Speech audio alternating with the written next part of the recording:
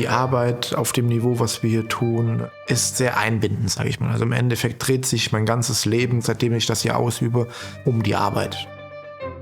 Man muss einfach auch bereit sein, Opfer zu bringen. Aber wenn man sich dafür entschieden hat, gibt es in meinen Augen keinen schöneren Job. Also ich lebe das, ich möchte das und das war immer mein Traum.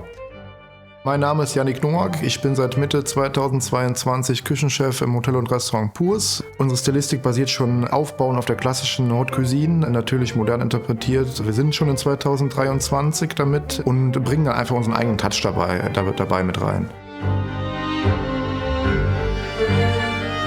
Wenn man den Kopf frei hat, dann passiert Kreativität, dann geschieht was und dann kommen meistens auch die besten Ideen. Ich lasse mich sehr gerne inspirieren einfach von schönen Dingen, wenn man durch ein Feld läuft, wo gerade Obstbäume stehen, wenn man durch einen tollen Markt oder einen Großhandel läuft.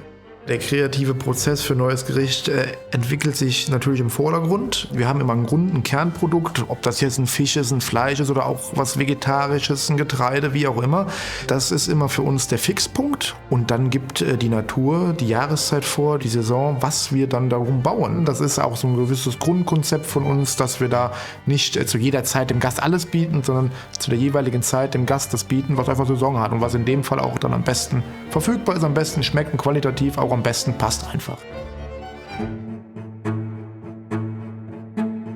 Für mich war relativ früh klar, was ich werden möchte.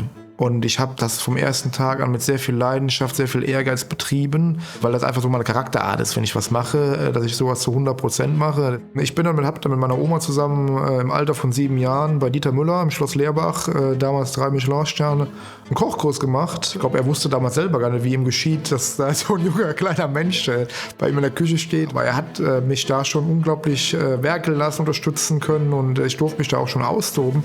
Und das war so der Schneidepunkt, wo ich gewusst habe, das Thema Job ist bei mir passé. Also ich weiß, was ich machen will. Deswegen war das für mich relativ früh klar.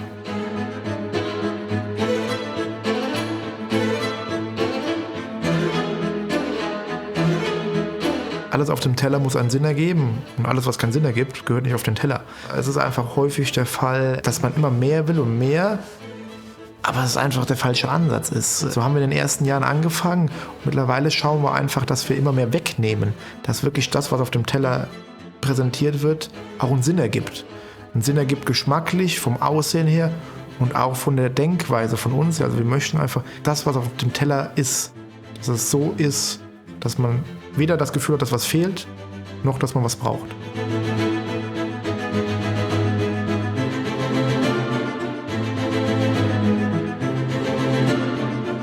Wir wollen Perfektion auf den Teller bringen. Da ist Timing mit der wichtigste Punkt am Abend.